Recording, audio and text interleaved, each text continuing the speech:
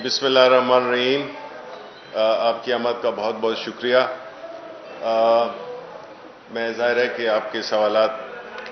کے جوابات دینے کے لیے حاضر ہوں۔ میں یہ جب پہلے ہم یہ ذرا اس کو بیان کر دیں، کون سا 10 منٹ کی بات ہے، تو اس کے بعد ظاہر ہے آپ کے سوالات ہی ہوں گے۔ تو آج ہی پرائم منسٹر عمران خان کی سربراہی میں ہماری کیبنٹ کا اجلاس ہوا، جس میں کہ سب سے پہلی بات جو کی گئی وہ ٹی وی لائسنس فی جو کہ 35 روپے سے 65 روپے بڑھا کے 100 روپے کرنے کا ایک پروپوزل تھا۔ تو کابینہ میں چونکہ مختلف آراء تھیں، اس لیے اس فیصلے کو مؤخر کر دیا گیا، اور یہ بات بھی ہوئی کہ وجوہات کیا تھیں کہ اس طرح کرنا پڑ رہا ہے۔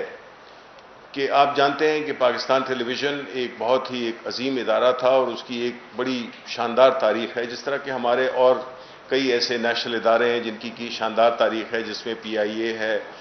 پاکستان سٹیل ہے۔ یہ سارے ادارے جو ہے تو ایک عظمت کے نشان تھے، اور جوں وقت گزرتا گیا، آتی جتنی بھی حکومتیں تھیں، تو بجائے انہوں نے اداروں کو بنانے یا اس کو مزید اس میں نکھار لانے کے، اس کو تباہی کی طرف لے گئے۔ پاکستان ٹیلی ویژن ایک ایسا ادارہ بن گیا، اس کو بنا دیا گیا جس میں کہ سیاسی بھرتیاں، پیپلز پارٹی، پاکستان مسلم لیگ نون، ایک ایسے اس میں ایک بد انتظامی اور میرٹ کے برعکس جو بھرتیاں کی گئیں، اس نے ظاہر ہے کہ اس ادارے کو بالکل زمیں بوس کر دیا ہے۔ اب اس ادارے کو ہم نے دوبارہ کھڑا کرنا ہے، کیونکہ ایک اسٹیٹ ٹیلی ویژن جو کہ ریاست پاکستان کی بنیادی طور پہ ایک نمائندگی کرتا ہے، اس کی ایک آواز ہے، اس ادارے کو اپنے پیروں پہ کھڑا کرنا، اس کے لیے بہت بڑا ایک انویسٹمنٹ چاہیے، اور پینشنز جو ہیں وہ بھی پے نہیں کر سکتے، بیکاز اتنی بڑی تعداد میں 3000 کے قریب پینشنرز ہیں جن کو کہ پینشن دینا، تو یہ ساری انتظامی اور تکنیکی کیمراز ہیں وہ آؤٹ ڈیٹڈ ہیں، کوئی پروڈکشن ہو نہیں رہی۔ تو اس سلسلے میں یہ ساری چیزوں کو دوبارہ ٹھیک کرنے کے لیے مجبوراً یہ فیصلہ یا یہ پروپوزل ڈالا گیا۔ اب جہاں تک کہ اس کے بنانے میں یا اس کو ہم نے کس طرح سے ری اسٹرکچر کرنا ہے، اس کے بارے میں پورے پلاننگ ہوئی ہے۔ صرف اس میں ظاہر ہے کہ کوئی بھی کام بغیر ریسورسز کے ہو نہیں سکتا، اسپیشلی جب اپنے پینشنز کا ایشو سالو کرنا ہو، آپ نے اور لوگوں کی جو سیلریز ہیں، ایکوپمنٹ ہے، اس کو کرنا ہو، تو اس کے لیے ظاہر ہے کہ بہت بڑی انویسٹمنٹ چاہیے۔ تو یہ اس پہ مزید بحث ہوگی، اس پہ مزید مختلف آراء لی جائیں گی، اور یہ اگلے ہفتے پہ اس کا مؤخر کر دیا گیا ہے۔ دوسری بات جو ہوئی وہ کابینہ نے جو پرائم منسٹر صاحب نے جو ایک انیشیٹو لیا تھا، ایک اپنی جو ان کا ہمیشہ سے ایک موقف رہا ہے کہ جو بھی عوامی نمائندے ہوتے ہیں ان کو اپنے اثاثے ڈکلیئر کرنے چاہیے، اور یہ کام انہوں نے جب 2011 میں کیا تھا، جب کہ اس وقت ہم جو بھی کور کمیٹی کے ممبران تھے ان کو کہا گیا تھا اپنے اثاثے ڈکلیئر کرنے کے، جو کہ ہم نے کیے۔ تو یہ اسی سلسلے کی ایک کڑی ہے جس میں کہ کہا گیا تھا اور وہ وعدہ پورا کر دیا، کہ جس میں کبھی پہلے ہوا نہیں ہے۔ یہ دیکھیں، یہ چیزیں ایک ایک قدم ہوتا ہے جو کہ بڑے سفر کا، ایک لمبے سفر کا آغاز ہوتا ہے۔ اس میں شفافیت کہ آپ کے جو عوامی نمائندے ہیں ان کے بارے میں آپ کو پتہ ہونا چاہیے، اور جو عوامی نمائندے نہیں ہیں، جو کہ ایڈوائزرز ہیں یا special assistants to the prime minister ہیں، وہ بھی چونکہ حکومت کا اور کابینہ کا حصہ ہوتے ہیں، ان کو بھی اس چیز پہ وہ کیا جائے، مجبور کیا جائے، یا ان پہ بھی یہ شرط عائد کی جائے جو کہ منتخب نمائندوں پہ ہوتی ہے، جو کہ وہ اپنے اثاثے۔ تو یہ پہلے کبھی کام نہیں ہوا، اور میں سمجھتا ہوں کہ ہم نے پوری کیبنٹ نے پرائم منسٹر کے اس فیصلے کو سراہا، اور اس کی یقین دہانی کرائی گئی کہ آئندہ بھی ہم جو ہے تو اسی فلسفے کو لے کے آگے چلیں گے، جس میں کہ ہر چیز میں شفافیت ہو, کہ عوام کو پتہ ہو کہ ان کے جو حکمران ہیں وہ ان کے کیا اثاثے ہیں, کہاں پہ ہیں اور کیسے بنے. وہ تو ان کا کام یہ نہیں کہ کیسے بنے, یہ تو بعد کی بات ہے, اگر اس کو کوئی کوشچن کرنا چاہے تو وہ کر سکتا ہے. دوسری بات جو ہوئی وہ کہ پچھلے ہفتے آپ کو یاد ہوگا کہ دیامیر بھاشا ڈیم, اس کا افتتاح کیا گیا. افتتاح تو نہیں, اس کے کام کو آگے بڑھانے کے لیے, اس کو زمین پہ لانے کے لیے, کیونکہ یہ تو بہت پرانا پروجیکٹ ہے لیکن اس کو گزشتہ حکومتیں آگے چلا نہیں سکیں. جو بھی وجوہات تھیں, یہ کمٹمنٹ کی کمی تھی, چونکہ مہنگی بجلی کے وہ سودے ہو رہے تھے, تو اس لیے کسی نے یہ نہیں سمجھا کہ اس جو ہے ایسے پروجیکٹس کیے جائیں جس میں کہ ایک تو سستی بجلی پیدا ہو سکے, سیراب زمینیں ہو سکیں, پانی کا اسٹوریج ہو سکے. تو اس چیز کو ہم نے دوبارہ سے شروع کیا ہے, جو کہ میرا خیال ہے کہ ایوب خان کے بعد کوئی ایک ایسا بڑا پروجیکٹ نہیں شروع ہوا جو کہ اس کو شروع کیا گیا. اور اس کے ثمرات انشاءاللہ قوم بھی دیکھے گی. اور اگر ہم درخت لگاتے ہیں تو ضروری نہیں ہے کہ ہم اس کے سائے میں بیٹھنے کے لیے وہ درخت لگاتے ہیں. یہ مستقبل کی جو نسلیں ہیں ان کے لیے بھی آپ کو کام کرنا پڑتا ہے اور کرنا چاہیے, جو کہ ماضی کی حکومتوں میں ہم نے دیکھا کہ اس کی شدید کمی تھی. اور اسی وجہ سے ہم آج اس ایسی سچویشن میں ہیں کہ جس میں کافی تکالیف ہیں ہماری, جو بجلی کے جس ریٹس پہ بن رہی ہے, جو معاہدے کیے گئے. پھر آپ کی جسے کہتے ہیں کہ جو آپ سے تعلق رکھنے والی خبر ہے کہ اس پہ بھی پرائم منسٹر صاحب نے بڑا برہمی کا اظہار کیا کہ جو بقایا جات ہیں اخبارات کے, میڈیا کے, ان کو ابھی تک مکمل طور پہ کیوں نہیں پے کیا گیا. انہوں نے مجھے یہ ٹاسک دیا اور 1 ہفتے کا ٹائم دیا تمام منسٹریز کو کہ وہ اپنے جتنے بھی ان کے آؤٹ اسٹینڈنگ واجبات ہیں وہ پورے کریں گے, اور مجھے آپ رپورٹ دیں کہ اگلے ہفتے اگلی کیبنٹ میں یہ سارے پیسے جمع ہو جانے چاہیے. تو یہ ایک بڑی اچھی بات ہے کہ پرائم منسٹر صاحب ان کو اس چیز کا احساس ہے کہ جو بھی بقایا جاتے ہیں وہ ضرور ملنے چاہیے. تو اس لیے میں یہ یقین رکھتا ہوں کہ اگلے ہفتے تک ہمیں جو بھی یہ پیسے ملیں گے ہم فوراً اس کو تقسیم کر دیں گے اپنے صحافی بھائیوں کے پاس. اس کا جی میکنزم ہم ابھی اس پہ بات کر لیتے ہیں. پھر جو ایک اور اہم بات جو کہ اس وقت اس پہ کافی میڈیا پہ بھی آ رہی ہے وہ ہے گندم, کہ گندم کی جو قیمت بڑھ رہی ہے آٹے کی, اس سلسلے میں پرائم منسٹر صاحب نے بڑی کلیئر طریقے سے اس پہ موضوع پہ جو متعلقہ وزارتیں تھیں ان سے پوچھا, فائنینس منسٹری سے, فوڈ سیکیورٹی اور جتنے بھی پلاننگ جتنے بھی تھے. اس میں آپ کو پتہ ہے کہ پرائم منسٹر صاحب ہر کیبنٹ ممبر سے اگر وہ چاہے تو کوئی بھی سوال تو وہ اس کو اجازت دیتے ہیں, اور ایک بڑی پارٹیسپیٹری, ایک بڑی, میرے لیے تو پہلا تجربہ ہے, میں اور کسی کیبنٹ میں شامل نہیں تھا یا اور حکومتوں میں, لیکن میرا نہیں خیال ہے پہلے تو وہاں پہلی حکومتوں میں کیبنٹ کے اجلاس ہوتے ایسے تھے جس طرح کے کبھی کبھار جو ہے تو ہم جس طرح عید مناتے ہیں سالوں میں ہوتی تھی, مہینوں میں ہوتی تھی.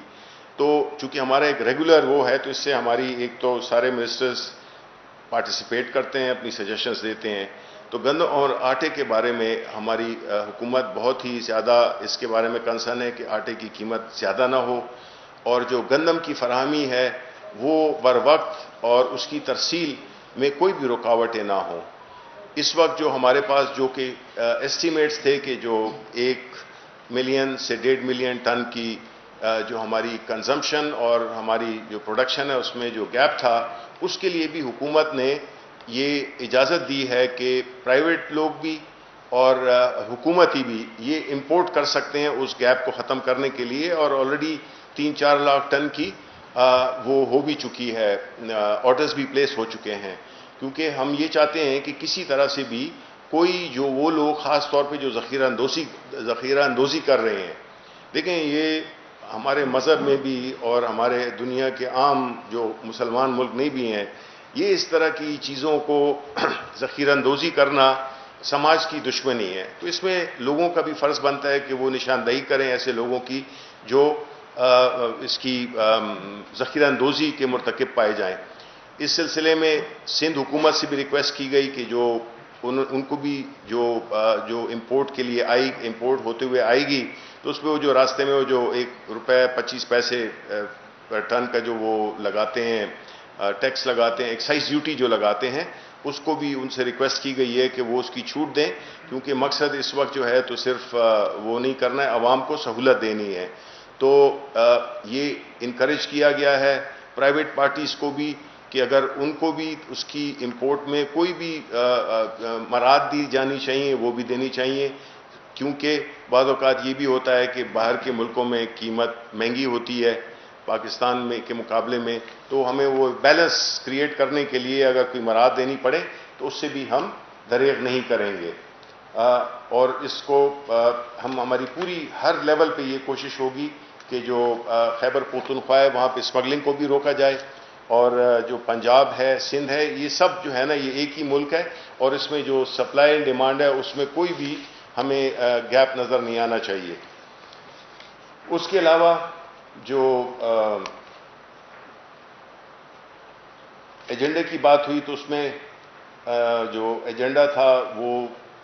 کابینہ نے cash management and treasury single account rules, management and treasury single account rule 2009 کی منظوری دی۔ یہ قانون بنیادی طور پہ کیا ہوتا ہے کہ جو سنگل ٹریجری اکاؤنٹ ہوتا ہے اس میں یہ ہے کہ پورے پہلے جو حکومتی ہوتے تھے اس میں ہر منسٹری کا ہر ڈپارٹمنٹ کا ڈویژن کا اپنا ایک اکاؤنٹ ہوتا تھا، تو وہ کئی دفعہ جو ہے تو وہ اس میں وہ صلاحیت نہیں ہوتی تھی کہ وہ اس کو پورے طریقے سے صحیح مناسب طریقے سے اور ایک منظم طریقے سے اس کو استعمال کیا جائے، اور کئی فنڈز ویسے پڑے ہوتے تھے۔ تو یہ جو ہے تو ایک بہت بڑا ایک ہماری گورنمنٹ میں یہ ایک انیشیٹو لیا گیا جس میں کہ ہم نے یہ سنگل ٹریجری اکاؤنٹ بنایا، جس میں کہ بنیادی طور پہ ایک اکاؤنٹ ہے جس میں کہ سارے پیسے جو ہے تو جمع ہوتے ہیں اور پھر وہاں سے ان کی ریلیزز ہوتی ہیں۔ پھر اس کے علاوہ جو دوسرا ایجنڈا آئٹم تھا اس میں اینٹی منی لانڈرنگ کے قوانین سے متعلقہ جو مجوزہ دوسرے ترمیمی بل 2020 کی بھی منظوری دی۔ ان ترامیم کا مقصد منی لانڈرنگ اور ٹیرر فائنینسنگ کی مؤثر روک تھام ہے، چونکہ آپ کو پتہ ہے کہ فیٹف بھی ہمارے اوپر ایک تلوار لٹکتی رہتی ہے، تو کئی قوانین جو کہ ہم نے ابھی جو ہمیں ٹائم ملا ہوا ہے اس میں ہم نے کئی قوانین میں ترامیم کرنی ہے کہ اس کا سدباب کیا جا سکے منی لانڈرنگ کا اور ٹیرر فائنینسنگ کا، تو اس سلسلے میں یہ ایک ترامیم تھی جو کہ اپروو کی گئی۔ پھر اسی طرح انسداد دہشت گردی ایکٹ 1997 کے حوالے سے بھی مجوزہ ترامیم کی گئی۔ پھر کوڈ آف کرمنل پروسیجر 1898 اس میں مجوزہ ترامیم کی منظوری دی گئی جو کہ بنیادی طور پہ منی لانڈرنگ اور ٹیرر فائنینسنگ کو ڈیل کرتی ہیں۔ پھر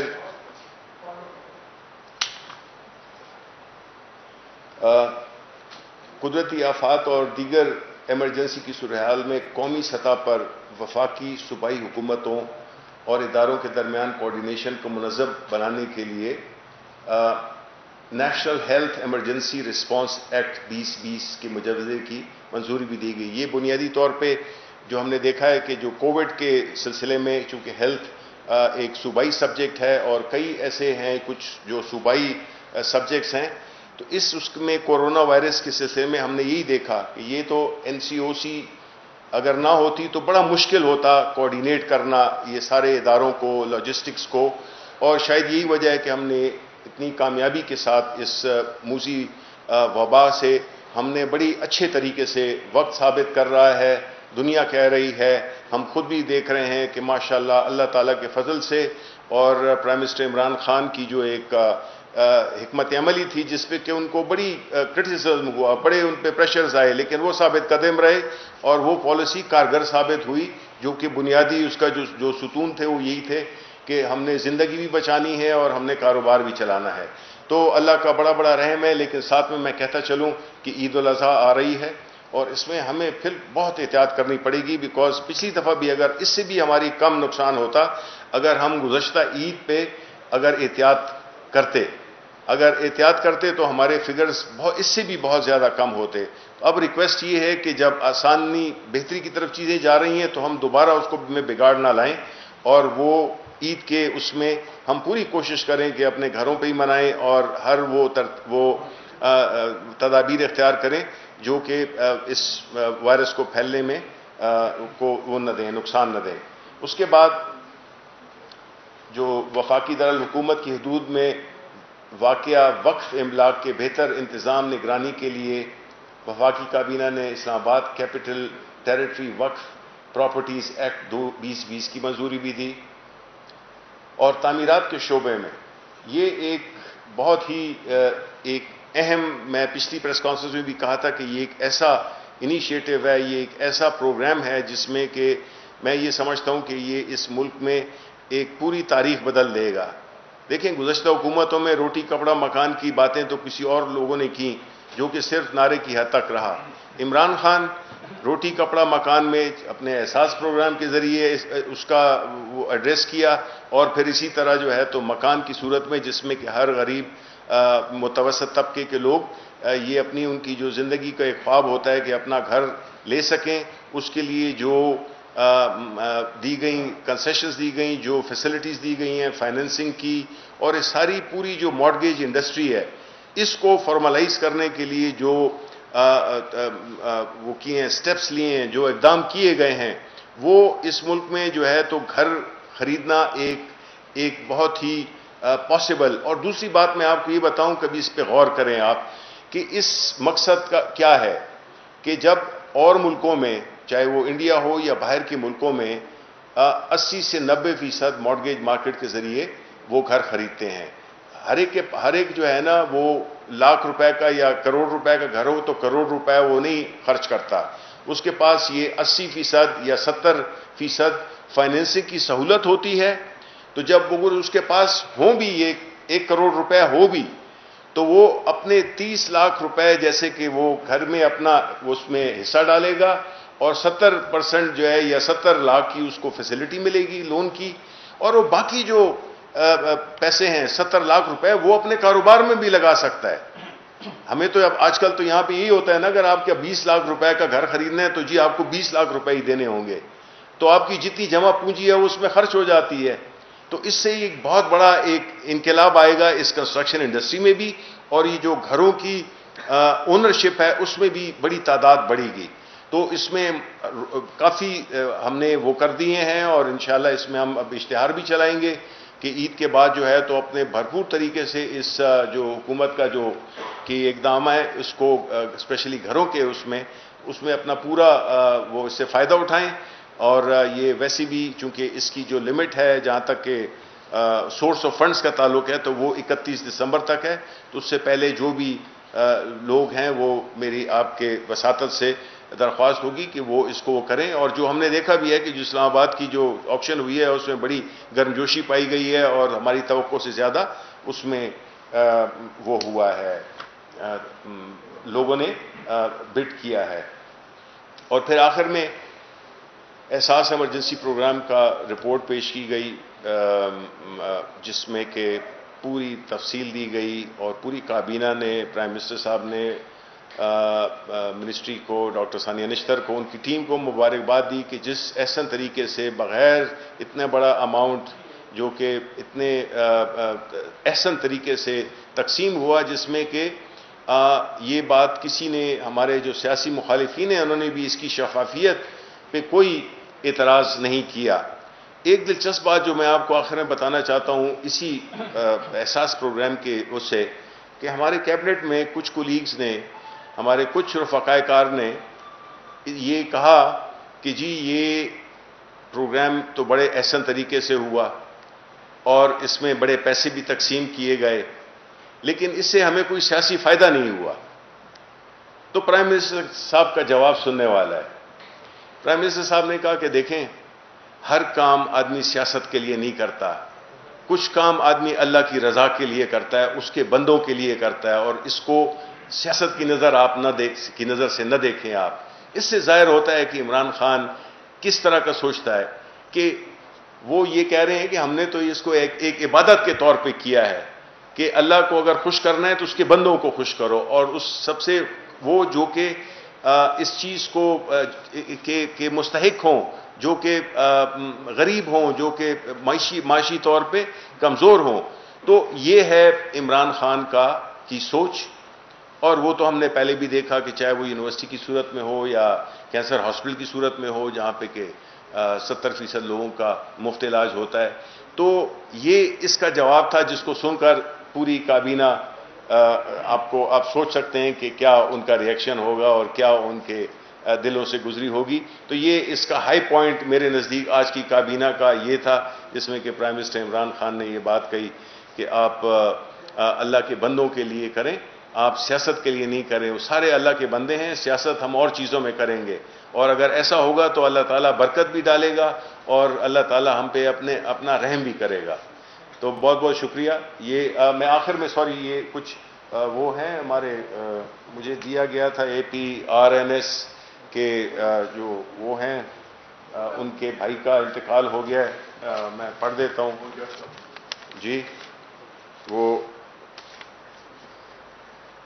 آل Pakistan regional newspaper society کے مرکزی صدر غلام مرتضی جٹ صاحب کے بڑے بھائی چیف ایڈیٹر لاہور کی وفات پر دعائے مغفرت فرمائیں. روزنامہ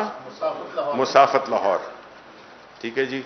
تو ہم دعا کرتے ہیں کہ جی ان کو اللہ تعالیٰ اپنے جواہر رحمت میں جگہ دے، اور ان کی جو خاندان ہے ان کو صبر کی توفیق عطا فرمائے. اور ساتھ ہی میں یہ کہہ دوں گا کہ وہاں پہ تربت میں ایک دھماکہ ہوا ہے، اس کی بھی ہم مذمت کرتے ہیں، اور جو جانیں ضائع ہوئی ہیں ان پہ بھی ہمیں دلی دکھ ہوا ہے، اور جو زخمی ہوئے ہیں ان کی ہم صحتیابی کے لیے دعا کرتے ہیں. اور ایک آخر میں کہ جو ادارہ دارالسکون کی بانی رکن سسٹر رتھ لیوس کے انتقال کی خبر پر بھی دل انتہائی رنجیدہ ہے. ان کے اہل خانہ، ادارے کے تمام سٹاف سے ہم دلی تعزیت کرتے ہیں، اور رتھ لیوس کی سماج اور خصوصاً بچوں کے لیے جو خدمات تھیں وہ ہمیشہ یاد رکھی جائیں گی. بہت بہت شکریہ. جی بولیں آپ. سر آپ تھینک یو ویری مچ کہ آپ ہماری فیٹرنیٹی سے تعلق رکھتے ہیں اور میڈیا کا درد بھی اپنے دل میں رکھتے ہیں. آپ سے ریکویسٹ کی ہے کہ آج ایک صحافی کا دن دہاڑے اسلام آباد میں ان کو جو کڈنیپ کیا گیا، ابھی نہیں پتا چلا کس نے کڈنیپ کیا. تو آپ سے ریکویسٹ کی ہے کہ آپ انٹرویو کریں اور پرائم منسٹر عمران خان صاحب سے بھی کہیں کہ اس میں ڈائریکٹ انٹرسٹ لیں اور فوری طور پر ان کو بازیاب کرایا جائے، اور یہ دیکھا جائے کہ جس کیپٹل میں اس طرح کی واقعہ ہو رہا ہے یہ دوبارہ نارمل ہے. جی بالکل. اس میں جی یہ بات ہے کہ ابھی کابینہ کے اجلاس ختم ہونے کے بعد، ابھی آپ کو پتہ ہے کہ کابینہ کے اجلاس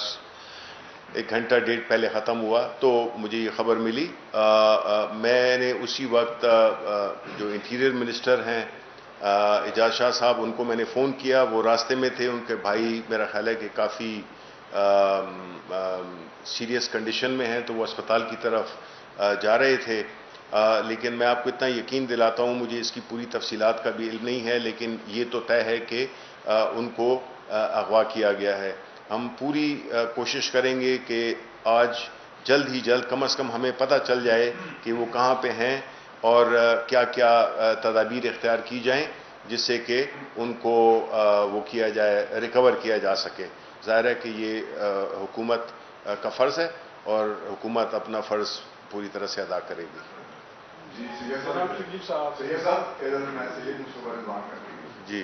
اچھا، ایک تو آپ نے ذکر کیا گندم کی جو کا،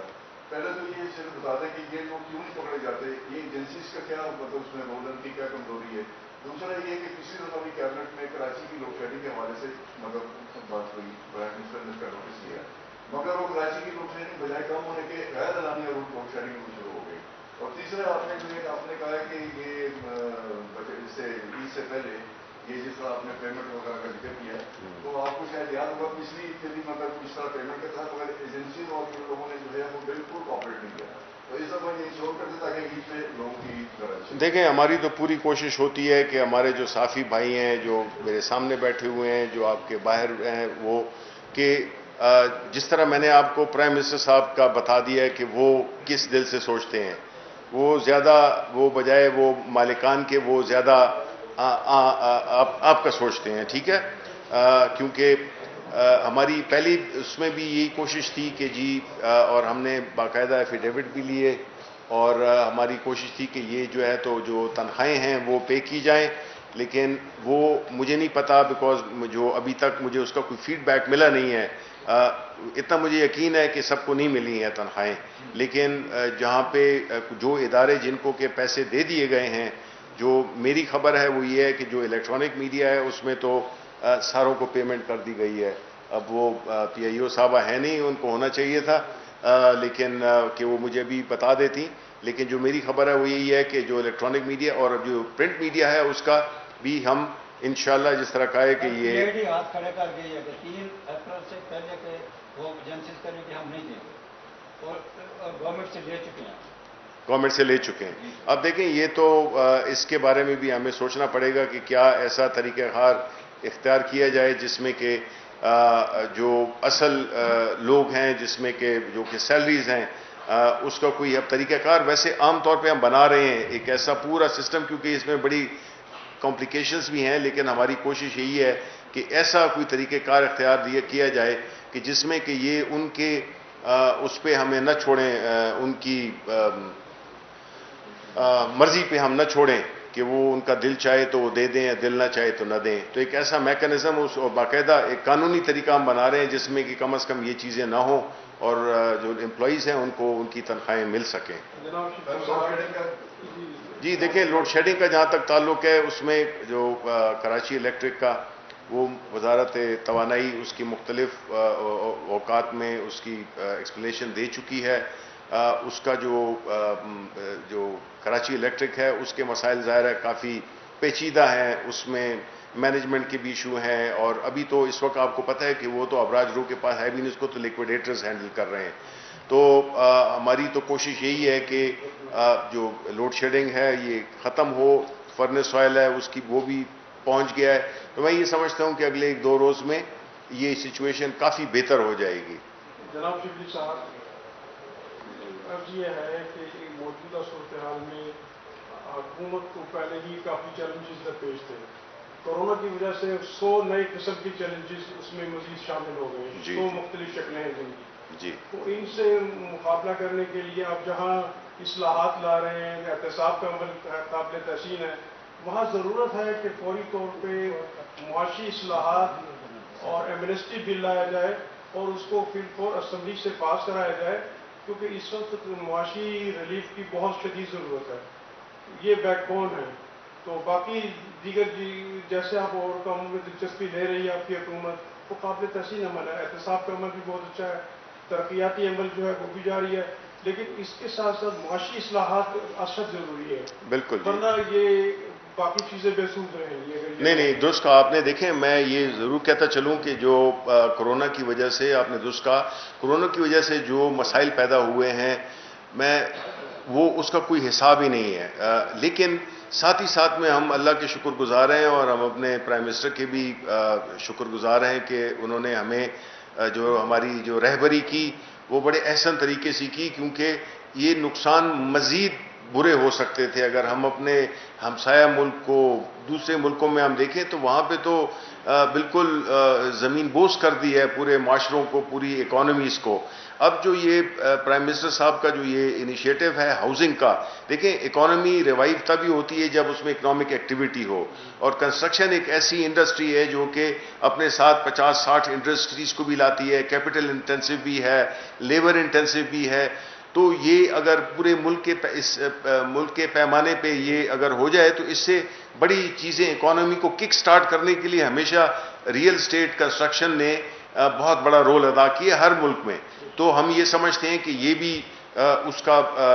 اسی سلسلے میں یہ ایک بہت ہی اہم وہ ہوگا، ایک سٹیپ ہوگا جس سے کہ اکانومی جس کی طرف آپ اشارہ کر رہے ہیں وہ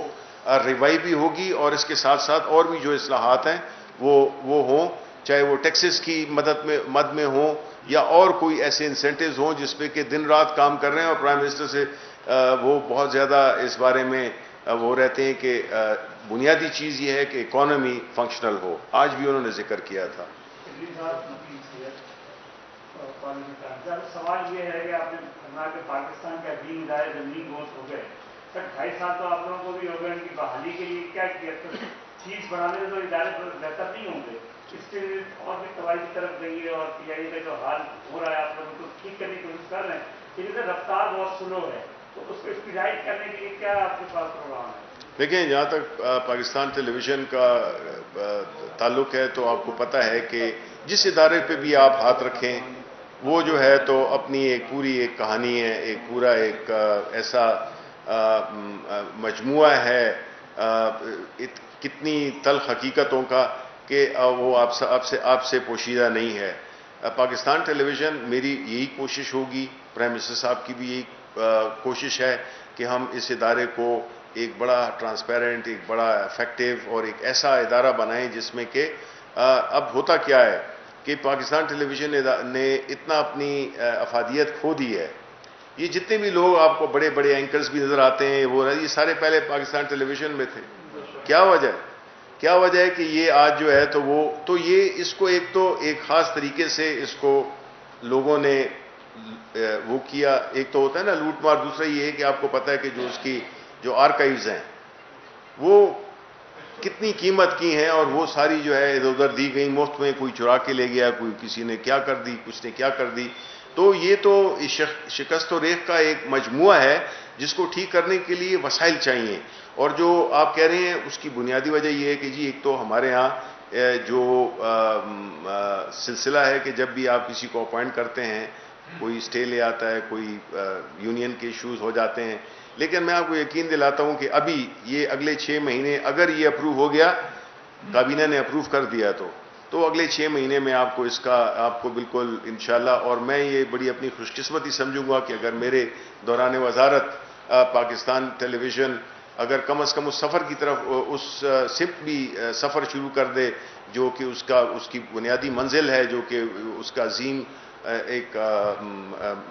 हिस्ट्री है, तो मैं बहुत बड़ी खुशकिस्मती समझूंगा कि मेरे दौरान वजारत ये इदारा अपने पांव पे खड़ा हुआ। शाह साहब, पीटीवी इंतजामिया की नालायकी की सजा पूरी कौन क्यों होती? 90% लोग पीटीवी नहीं देखते। देखें मैं आपको ओके जी। एक तरफ तो फंड्स की कमी है, दूसरी तरफ 10-10, 15-15 लाख पे एडवाइजर और कंसल्टेंट रखे गए हैं जिनका कोई मेरा ख्याल है मसरफ वहाँ ऐसा नहीं है कि पीटीवी को सुधार सके। जब वो सुधार नहीं सकते तो उनको रखने का मकसद क्या है? काइंडली इनको कहें कि 65 रुपये इजाफे की बजाय 35 रुपये गुजारा करें। देखिए मैं आपको बताऊं, मेरी बात सुने नहीं जी। एक अमूमी तरह से ये पाया जा रहा है कि 2500 मुलाजिम को निकालने के लिए उनकी लिस्टें भी तैयार होती हैं। देखें पहली बात तो ये है कि मैं दोनों को जवाब देता हूं कि पीटीवी की सजा आवाम को नहीं दे रहे, ये वो उन हुकूमतें जिन्होंने जो कि आज अदालतों से खड़े होके कि जी हमें एक तारीखी फैसला है और हमें जो है तो ये साद रफीक के केस में कि हमें जो है तो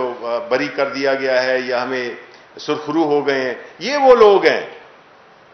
वो लोग हैं जिम्मेदार जिन्होंने कि इदारों को इधर तक पहुंचाया। ये नहीं है कि 35 से 65 कुछ वो ना होती, 100 रुपए क्या आप कहते हैं 1000 रुपए आप ले लें। ये जो तबाही मचाई इसकी तो जिम्मेदार यही है जो कि आज वो उंगलियां यूं कर रहे हैं कि जी हमें तो आपने नैब ने हमारे साथ ज्यादती की है। हम तो समझते हैं कि ये ऐसे लोग हैं जो कि जिम्मेदार हैं उसके, यही लोग हैं जिन्होंने कि इन इदारों को तबाह किया और कोई नहीं आए, इन्होंने किया। ये पाकिस्तान टेलीविजन, यही पाकिस्तान स्टील मिल, यही पीआईए, ये क्या थी, किसने इसको तबाह किया? ये तो एक हमारी उसके अजमत के निशान थे। इन्हीं लोगों ने जो कि आज आके जो है प्रेस कॉन्फ्रेंसें करते हैं कि जी हमारे साथ नैब ज्यादती कर रही है। भाई नैब ज्यादती तो आपने तो इसी नैब को आपने इस्तेमाल किया, आपने इस्तेमाल किया इसको सियासी उसूल के लिए। आप ही थे जिसने इसकी कानून में तब्दीली होने में रुकावट डले। पीपल्स पार्टी आप पीपल्स पार्टी को रास्ता देते रहे। किधर है वो? आप बताइए ना कि ये एवन फील्ड्स अपार्टमेंट किधर से आ गए? ये जो हुदैबिया पेपर मिल का केस था ये क्या हुआ? ये जो आपने सरे महल ये किधर से आ गया? ये $65 मिलियन थे, ये क्या हुए? तो आप ये कहते हैं कि अगर आप किसी गलत प्रोसिक्यूशन, बुरी प्रोसिक्यूशन की वजह से अगर आप अदालत से बरी हो गए तो इसका मतलब है कि आप फरिश्ता हो गए हैं। कौम जानती है कि आप क्या हैं। کیسے بن گئے ہیں. آپ اور میں ہم ساری عمر کام کرتے رہیں گے, ہم کبھی سوچ سکتے ہیں کہ اس طرح کی جائیدادیں ہم بنائیں گے؟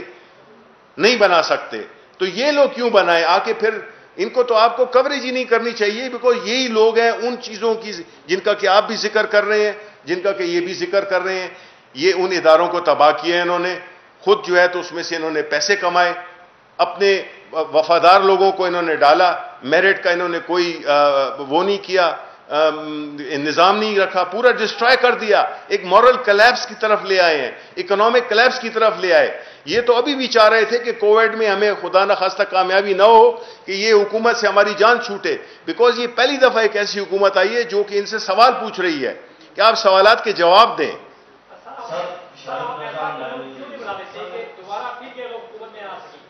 دیکھیں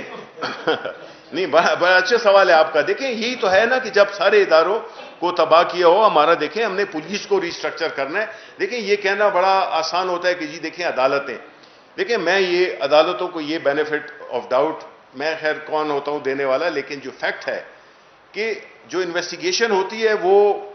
جب عدالت کے پاس جب جاتے ہیں تو وہ کاغذات دیکھتے ہیں, وہ پروف دیکھتے ہیں, وہ کیس کے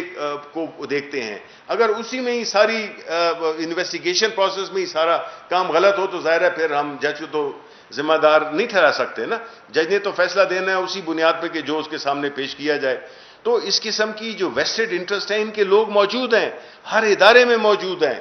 اور وہی روڑے اٹکا رہے ہیں, وہی ان خبروں کو جو ہم اچھا کام کرتے ہیں اس کو بھی ریورس کر دیتے ہیں. پہلے کب تھا کہ جی شوگر رپورٹ پہ کیا ہوا, اس پہ الٹا جو ہے تو ہمارے اس پہ پی آئی اے کے جو پائلٹس تھے اس کا وہ ہمارے پہ, کل جو احساسے ڈکلیئر کرنے کی بات کی الٹا اچھی چیز کو ریکگنائز کرنے کے الٹے ہمارے اوپر. تو یہ وہ ایجنٹس کرتے ہیں جو کہ ان کے ایجنٹس ہیں, اور یہ پیچھے یہی کار فرما ہے کہ آپ جو ہے تو ان کی اچھی چیز کو بھی آپ نیگیٹو لائٹ میں دکھاؤ, بیکاز یہ ان کی مفادات سٹیک پہ ہیں. آپ کا ہمارا کوئی مطلب اللہ کا آسرا ہے ہمارے پہ, ٹھیک ہے, ہمیں اس چیز کی پرواہ نہیں ہے. ان لوگوں کے ایک ان کو پتا ہے کہ انہوں نے کیا کچھ کیا ہوا ہے. یہ اس لیے گھبراتے ہیں, اس لیے اے پی سیز کرتے ہیں, اس لیے کبھی پوسٹرنگ کرتے ہیں, اور بیچ میں ہر ایک جو ہے تو مل رہا ہے کہ جی ہمارا کام ٹھیک کر دو, ہمیں پرواہ نہیں ہے باقیوں کی.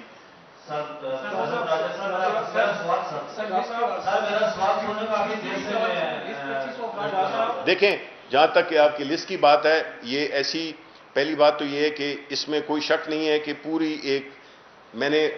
ان سے یہی ریکویسٹ کی ہے یا انہیں یہ انسٹرکٹ کی ہے مینجمنٹ کو کہ پہلے تو یہ بتائیں کہ جی یہ جو لوگ ہیں یہ کر کیا رہے ہیں, آیا کچھ کام بھی کر رہے ہیں کہ نہیں کر رہے, اور آیا اور تنخواہ صرف لے رہے ہیں. پھر دوسری جی نہیں بالکل, دیکھیں میں آپ کو بتاؤں جو ایڈوائزرز اور وہ ہیں ان کا تو جس طرح وہی والی بات ہے نا کہ اللہ تعالیٰ نے بھی جو یوم حساب کے دن جو فارمولہ رکھا ہوا یہ ہے کہ یہ نہیں ہے کہ آپ چونکہ آپ نے زکوٰۃ 10 روپے دی ہے, ایک آپ کے لاکھ روپے ہیں, میرے پاس ارب روپے ہیں, میں نے جو ہے تو لاکھ روپے دیے, مجھ سے ارب کا حساب لیا جائے گا, آپ سے اس کا 10 روپے کا حساب لیا جائے گا. تو اسی طرح ان سے بھی اسی کی طرح حساب لیا جائے گا کہ آپ نے اتنی اگر تنخواہیں. اس کے علاوہ یہ ہے کہ دیکھیں یہ تنخواہیں جو ہے آپ کو سب کو پتہ ہے, میڈیا میں آپ تنخواہیں سب کی جو ہے جو اس میڈیا میں ہیں ان کی تنخواہیں جو کہ الیکٹرانک میڈیا میں ہیں ان کی تنخواہیں کافی بڑی بڑی تنخواہیں ہیں. نہیں تو اس لحاظ سے تو کوئی آتا ہی نہیں تھا. آپ یقین کریں کہ کوئی ہم کسی اینکر کو بھی بلائیں, کسی کو جتنے بھی دے دیں وہ پی ٹی وی پہ نہیں آتا, بیکاز ادارہ اپنی اہمیت کھو گیا ہے, کوئی اپنا نام اس کے ساتھ منسوب نہیں کرنا چاہتا. تو ہم نے تو اس ادارے کو اس طرح اٹھانا ہے کہ پھر میں آپ کو یقین دلاتا ہوں انشاءاللہ یہ میرا ایمان ہے کہ ایک وقت ایسا آئے گا اور ایک سال دو میں کہ بڑے بڑے اینکرز آپ کو پی ٹی وی میں نظر آئیں گے انشاءاللہ. جی سن لوں گا جواب بھی دوں گا.